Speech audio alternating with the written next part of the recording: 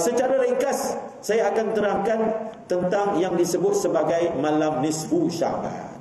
Malam nisfu Syaban ni yang akan berlaku pada malam apa? Malam apa? Malam Ahad.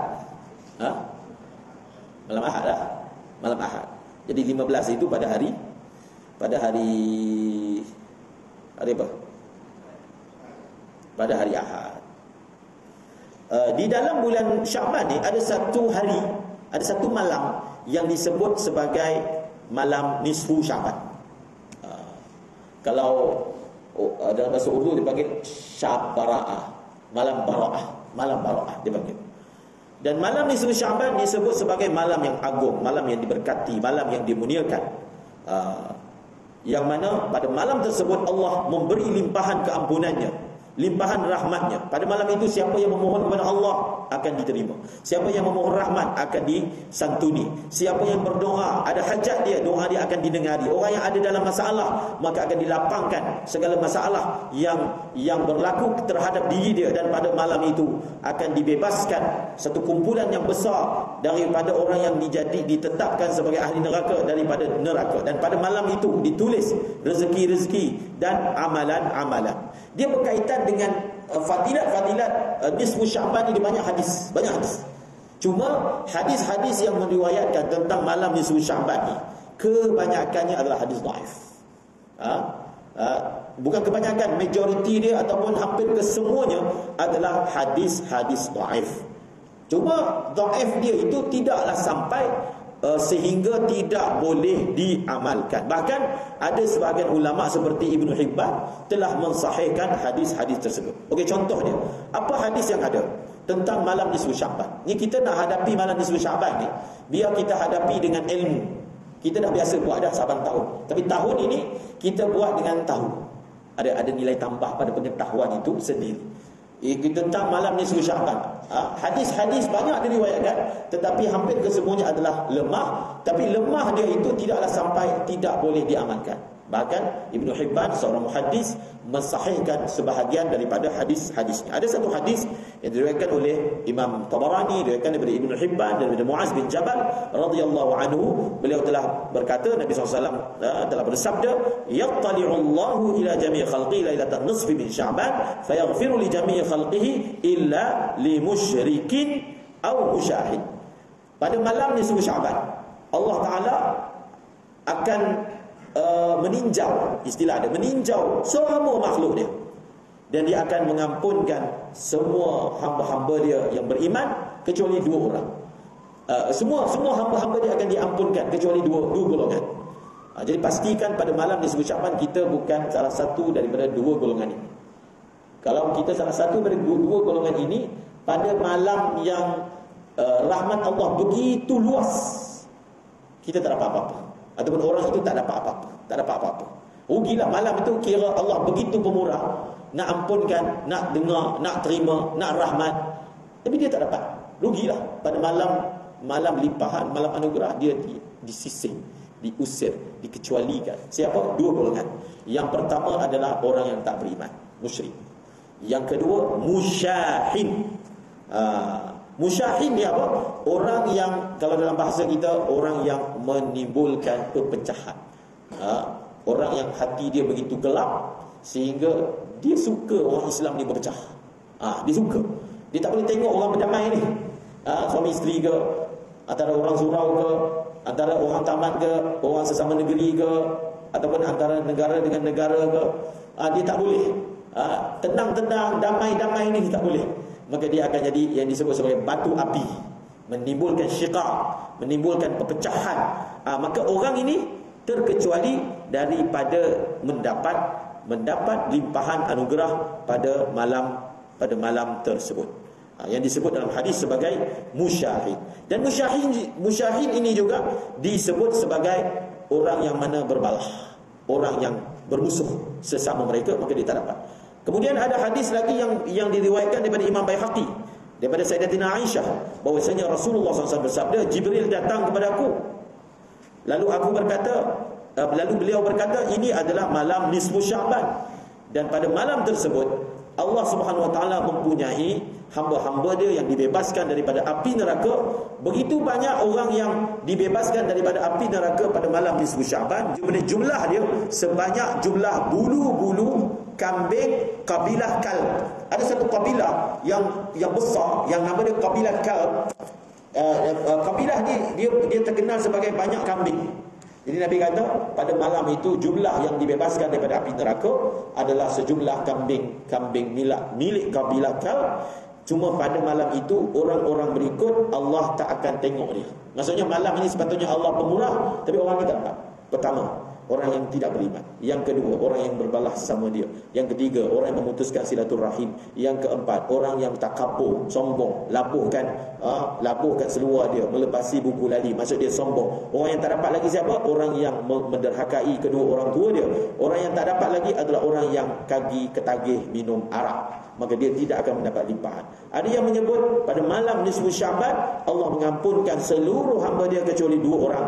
Yang pertama, orang yang bergaduh sesama dia. Yang kedua, orang yang membunuh diri. Dalam satu peristiwa, pada satu malam Sayyidatina Aisyah, dia bangun malam, dia tengok Rasulullah tak ada sebelah dia. Dia mencari Nabi. Rupa-rupanya Nabi pada malam nisfu Syaban, pada malam itu rupa-rupanya Nabi pergi ke baket. Nabi keluar daripada bilik rumah Aisyah, Nabi pergi ke baket, dan Nabi dalam keadaan mengangkat kepalanya ke langit. Kemudian Nabi SAW berkata kepada Sayyidatina Aisyah, "Wahai Aisyah, kamu takut ke?" Sebab perempuan kan, dia tengok suami dia tak ada. Ini malam ni pergi rumah madu lain ke apa kali? Datang perasaan tu. Lalu dia cari dalam rumah memang rumah kecil saja, rumah Rasulullah. Kemudian keluar rumah cari rupanya Nabi kat baket. Sampai ke baket dia pergi. Maka Rasulullah berada di baket dalam keadaan Nabi mengangkat kepalanya. Lalu Nabi berkata kepada Sayyidatina Aisyah, "Ya, wahai Aisyah, kamu takut ke Allah dan Rasulnya menzalimi kamu? Mana buat tak adil dengan kamu?" Kemudian Sayyidatina Aisyah berkata, aku duk sangka kamu pergi ke isteri yang lain. Datang perasaan tu. Jadi kecemburuan seorang perempuan itu menyebabkan dia cari juga suami dia pergi mana pada malam tersebut. Kemudian Nabi SAW bersabda, sesungguhnya Allah Subhanahu Wa Taala pada malam nisfu Syaban, Allah begitu hampir rahmatnya dengan hamba-hamba dia dan mengampunkan manusia lebih banyak daripada bilangan bulu kambing kabilah Kalb. Dan banyak hadis yang lain yang menyebut bahawasanya malam itu malam yang begitu hampir, Allah Subhanahu Wa Taala begitu banyak limpahan yang diberikan. Ada riwayat yang Nabi SAW bersabda, Nabi Daud ni dia ada waktu daripada malam yang dia akan kejut ahli keluarga dia. Dia akan kata kepada ahli keluarga dia, bangun semua semayang. Kerana pada waktu ini waktu yang Allah Taala mengampunkan dosa, kecuali pertama kepada orang yang ambil sihir, orang yang buat sihir. Yang kedua pada orang yang memungut cukai. Dan banyak hadis tentang malam nisfu Syaban. Ringkas dia adalah malam yang diberkati lah, kan? Dia adalah malam yang diberkati. Sehingga ulama tafsirkan yang ayat dalam surah Ad-Dukhan tu, inna anzalnahu fi lailatin mubarakah. Sesungguhnya kami telah turunkan Al-Quran pada malam yang diberkati. Lailah mubarakah itu maksudnya adalah nisfu Syaban. Jadi ada nama-nama yang diberikan kepada nisfu Syaban. Dia digelar sebagai Lailah Mubarakah. Nama yang lain bagi nisfu Syaban adalah Lailatul Qismah, malam pengagihan. Kita ingat, cuba tengok terjemahan doa yang dibaca lepas baca Yasin malam nisfu Syaban tu. Doa dia tu apa? Doa dia ada kaitan dengan, ya Allah sekiranya kau takdirkan, maka ubah kepada kebaikan. Itu disebut sebagai Lailatul Qismah. Ia berdasarkan ada daripada Atha bin Yasar. Beliau kata apabila tiba sahaja nisfu Syaban, maka akan ditulis untuk malaikat maut. Itu yang saya sebut tadi. Siapa yang mati, bila dia mati, sebelum penciptaan langit bumi sudah ditulis. Cuma malam itu diserahkan buku tu kepada petugas. Ia akan buat, siapa yang akan bertugas cabut nyawa, malaikat. Jadi dia akan dapat salinan orang mati tu malam nisfu Syaban. Jadi malam itu salinan siapa mati tahun ni, malaikat maut dapat. Malam tu. Maka ditulis, disalin untuk malaikat maut nama, umur orang yang akan mati daripada Syaban ini sampai Syaban yang seterusnya. Dan orang yang akan buat zalim pun ada catatan dia. Orang yang akan kahwin, orang yang akan tanam pokok akan ditulis. Kemudian malam nisfu Sya'ban ini disebut malam yang afdal selepas malam Lailatul Qadar. Ada satu riwayat disebut apabila malam nisfu Sya'ban diserahkan kepada malaikat, buku-buku yang dikatakan kepada malaikat itu cabut nyawa semua orang yang ditulis dalam buku ni. Cabut nyawa. Kemudian dan pada malam itu bukan yang tadi pokok tadi tu dalam riwayat ini sebut, dia kata ada orang dia tak sedar, sibuk tanam pokok, sibuk kahwin, sibuk buat rumah, dia tak sedar yang rupanya malam nisfu Sya'ban nama dia sudah dapat dah laporan daripada, bukan laporan dah, sudah dapat maklumat kepada mereka penjabut nyawa, dah pegang dah buku ni, tulis nama dia memang tahun tu gold. Dia tak sedar kan yang tahun itu adalah tahun terakhir dia sibuk dengan urusan dia, yang kahwin-kahwin, yang buat rumah, yang tanam pokok, tetapi sesungguhnya nama dia sudah tercatat, diletakkan dalam golongan orang-orang yang mati. Ada banyak nama bagi nisfu Sya'ban. Dia juga dipanggil Lailatul Takfir, Lailatul Ijabah, Lailatul Haya, Lailatul Idil Malaika, Lailatul Syafa'ah, Lailatul Bara'ah, Lailatul Sak, Lailatul Jaizah, Lailatul Rujhan, Lailatul Ta'zim, Lailatul Qadar pun ada nama, dan Lailatul Ghufran, banyak nama. Dia dipanggil Lailatul Takfir, iaitu malam pengampunan dosa. Lailatul Ijabah, malam diterima doa. Lailatul Haya, malam kehidupan. Lailatul Idil Malaika, malam perayaan malaikat. Disebut sehingga dia ada nama apa? Malam perayaan malaikat. Ada diriwayatkan lah, tapi dengan riwayat yang tidak bersanad, tapi menyebut begini, malaikat ni kat langit ni dia ada 2 hari raya. Seperti mana kita dekat bumi ni ada 2 raya, dia ke atas pun ada 2 raya. Raya pertama iaitu pada malam nisfu Sya'ban yang disebut sebagai Lailatul Bara'ah. Malam raya yang kedua adalah malam Lailatul Qadar. Itu adalah malaikat ni dia raya malam, kita raya siang. Malaikat ni dia raya malam dan kita raya siang. Sebab apa? Sebab malaikat raya waktu malam. Sebab malaikat ni tak tidur. Siang ke malam ke untuk mereka sama sahaja. Tetapi kalau nak banding siang dan malam, waktu limpahan adalah malam, bukan siang. Lebih banyak limpahan rahmat. Dia juga dipanggil Lailatul Syafa'ah, Lailatul Bara'ah, Lailatul Jaizah, malam hadiah. Dia juga sebut Lailatul Rujhan. Dia juga dipanggil Lailatul Ghufran. Dia juga dipanggil Lailatul Ta'zim. Cuma ulama bincangkan, kita nak hidupkan malam nisfu Sya'ban tu macam mana? Kita nak buat ifradi ke, nak buat secara ramai-ramai ke? Dia zaman Nabi confirm tak ada. Kalau tanya ada tak pada malam nisfu Sya'ban di zaman Nabi yang mereka berkumpul buat macam kita buatlah? Tak ada. Memang tak ada. Zaman sahabat tak ada. Dia dimulakan oleh tabi'in. Dan kita fahamkan dia sebab buat amal ni bagusnya buat sendirian. Tapi itulah, kalau buat sendirian ni tak jadi, kan? Bila buat beramai itu dia bersemangat. Orang awam pun dapat belajar. Dia nak baca pun tak reti, dia dengar ustaz baca, mungkin boleh ikut sikit-sikit. Dia dapatlah juga tepisan. Jadi ulama sebut ada 2 pendapat cara nak hidupkan malam nisfu Sya'ban. Pertama, kita buat kat masjid.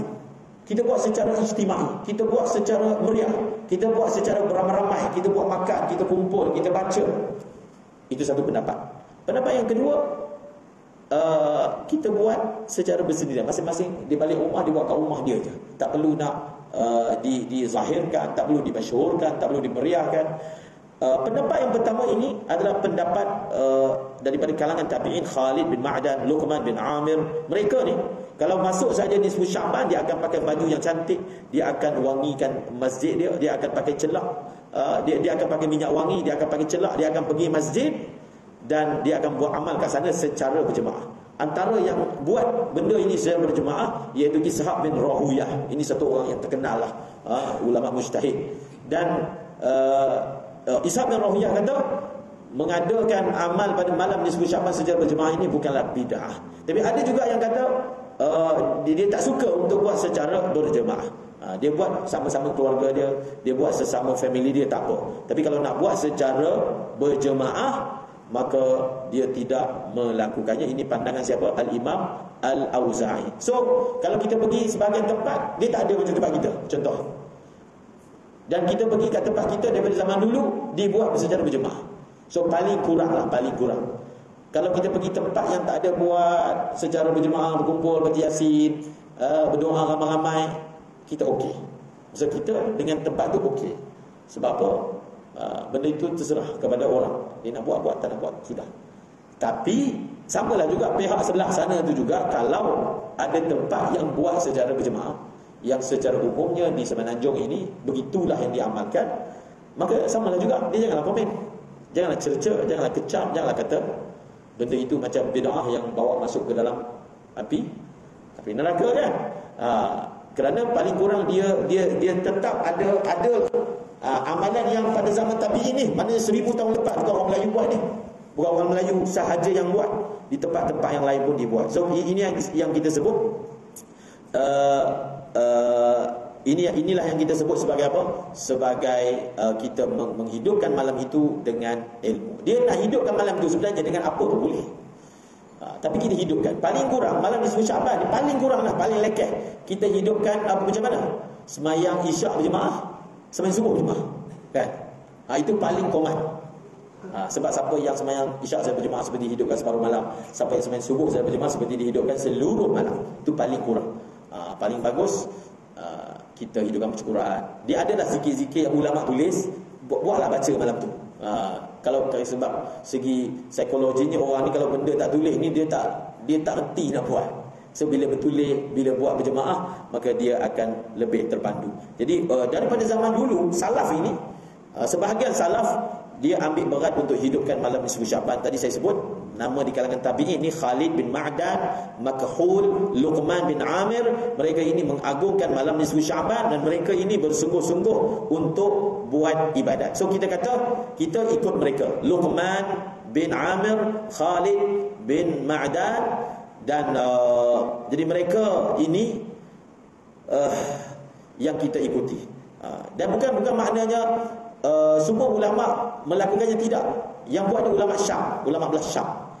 Pada zaman itu, apabila berita bahawasanya ada orang hidupkan malam nisfu Syaban itu, maka ada ulama lain tak setuju. Ulama daripada belah Hijaz seperti Atha bin Yasar, Ibnu Abi Mulaika, Abdurrahman bin Zaid bin Aslam, dan ulama Malik, mereka kata pergi berkumpul, hidupkan masjid, ramai-ramai ini semua bid'ah. Ada pula yang kata bid'ah. So kita menjadi simple. Kita kata ya, asal dia amalan ni asalnya kita buat infrad. Contohlah semayang hajat secara berjemaah, dari satu segi dia bid'ah, faham?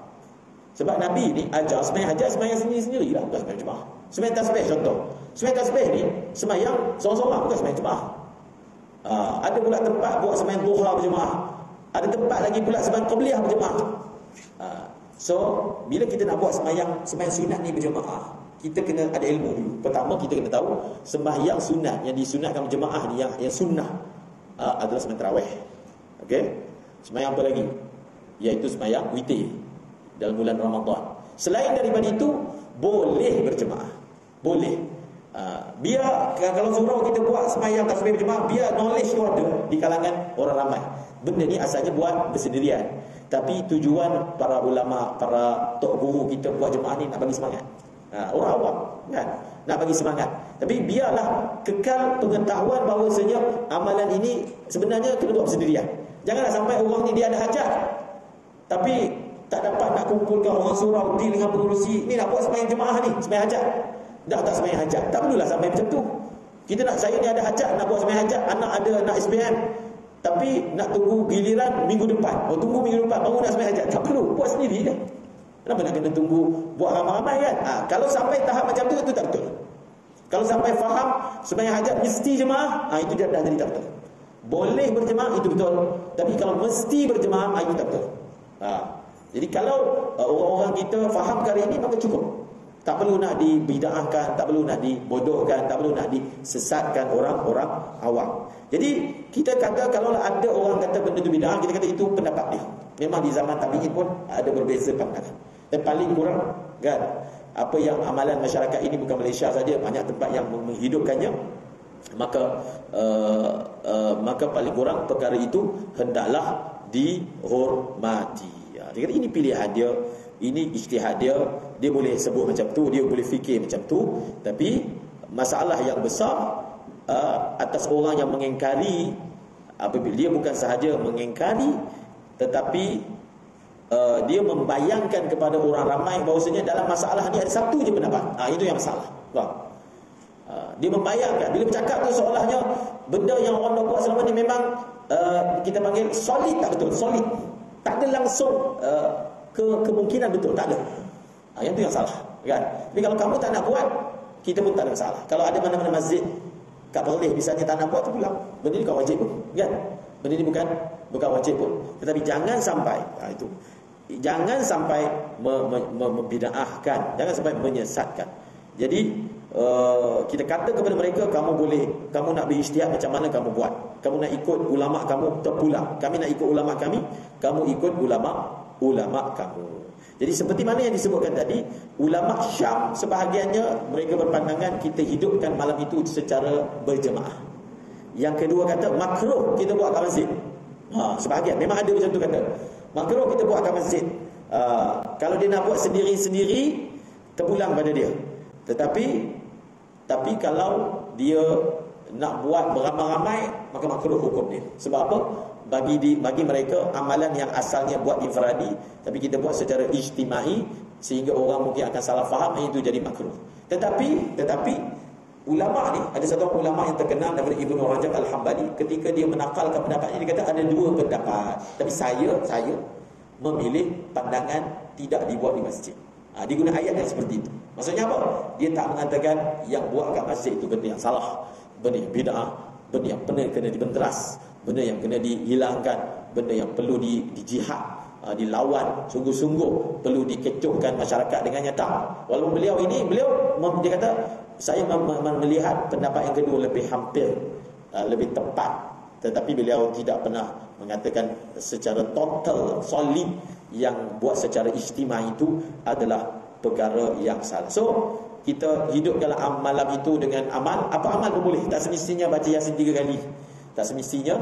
Tetapi kenapa dipilih surah Yasin? Sebab surah Yasin ini disebut sebagai surah yang kalau kita baca, hajat kita akan diterima. So dibaca surah Yasin. Dan ada doa itu bukan daripada Nabi. Doa itu ditulis oleh ulama. Doa itu ada sepenuh buku catatan diserahkan, takdir ditetapkan pada malam itu. Maka isi doa itu dia memang sesuai dengan malam tersebut. Dan Imam Syafi'i menyebut ada sampai kepada beliau ada 5 waktu yang ada waktu itu adalah waktu yang mustajab doa, antaranya malam nisfu Sya'ban. Malam nisfu Sya'ban. Jadi kalau ditanya tentang puasa pada 15 Sya'ban, dia sebenarnya tidaklah ada fadilat khas untuk berpuasa pada 15 Sya'ban. Tetapi dia termasuk, maksudnya kalau orang tu dia berpuasa pada 15 Sya'ban itu, dia termasuk daripada hari-hari bulan Sya'ban. Dan dia berpuasa pada 15 Sya'ban menyebabkan dia boleh berpuasa pada 16 Sya'ban, dia boleh berpuasa pada hari-hari yang selepasnya. Dan berkaitan dengan bulan Ramadan ni, sebenarnya nasihat tentang bulan Sya'ban itu di dalamnya terkandung tentang nasihat bulan Ramadan. Daripada sekarang surau dah boleh mula baca Fadilat Ramadan. Dah boleh mula baca dah Fadilat Ramadan dengan buku Fadilat Amal tu. Baca. Dan sebaik-baik penasihat adalah Nabi. Dalam tu ada hadis Nabi, apakah fadilat bulan Ramadan, dan disyarah oleh Maulana Zakaria. Jadi kita dah boleh mula baca dekat surau, dan boleh mula baca kat rumah. Siapa yang tak ada lagi buku Fadilat Amal, dia beli, dia dah boleh mula baca dengan anak-anak dia. Supaya apa? Kita masuk bulan Ramadan ni dengan knowledge. Ini benda baru yang kita nak upgrade diri kita, iaitu kita masuk dengan knowledge. Biasanya bila masuk bulan Ramadan, kita akan muzakarakan hukum hakam fiqh tentang bulan Ramadan. Ia satu bahagian. Satu lagi kita nak tahu dia punya kerohanian dia. Bulan Ramadan ni apa benda? Macam mana cara nak menghargai Ramadan? Ini mungkin Ramadan yang terakhir. Kita tahu ada tarawih, ada sedekah, ada baca Quran, tapi kita nak tahu Allah buat apakah hamba dia pada hari-hari bulan Ramadan. Dan sebenarnya buku Fadilat Ramadan yang dikarang oleh Maulana Zakaria Al-Kadhalawi adalah yang terbaik untuk mengingatkan kita, menasihatkan kita untuk kita menghadapi bulan Ramadan.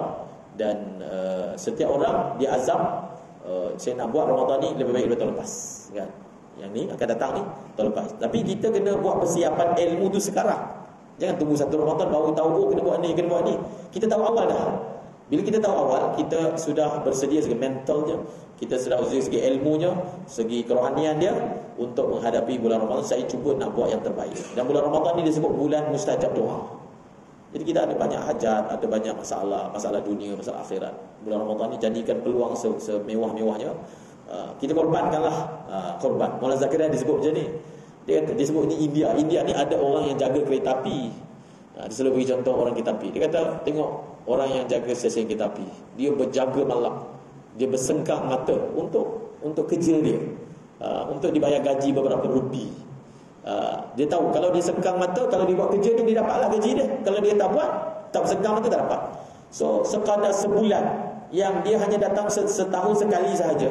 Kalau kita korbankan sikit tidur kita dah korbankan kita punya makan kan. Tapi sebenarnya sebahagian orang Ramadan ni dia tukar waktu makan. Bahkan dia makan lagi banyak dalam bulan Ramadan daripada luar Ramadan. So kita cuba nak buat yang bagus lagi. Boleh, benda tu asam kan. Kita ingat satu poin je lah. Kalau aku sengkang mata sikit, sabar sikit, benda sebulan je kan. Benda sebulan bermanfaat sampai lepas mati je masalah dia kan. Benda sebulan je kalau dia korban sikit, tahan sabar. Bulan Ramadan ni bulan sabar. Sehingga Nabi kata kalau ada orang nak berdebat dengan kamu, nak balas dengan kamu, kata kat dia aku puasa. Maksudnya puasa ni tak boleh lah buat benda-benda macam ni. Sebagai ulama kata, maksud dia kata tu dia kata kat diri dia. Dia ingatkan diri dia nak tahan tu daripada gaduh. Dia beritahu kat diri dia, wahai diri, ingat sedang puasa. So tinggalkan. Kita tinggalkan suasana yang menyebabkan kita gaduh. Tinggalkan. Ada orang bulan Ramadan dia tutup Facebook. Sebab Facebook tempat gaduh. Tempat bergaduh atau tempat tengok orang bergaduh. Kan? Kita tak gaduh tapi kita duk tengok. Orang gaduh. Jadi terpaling juga kita.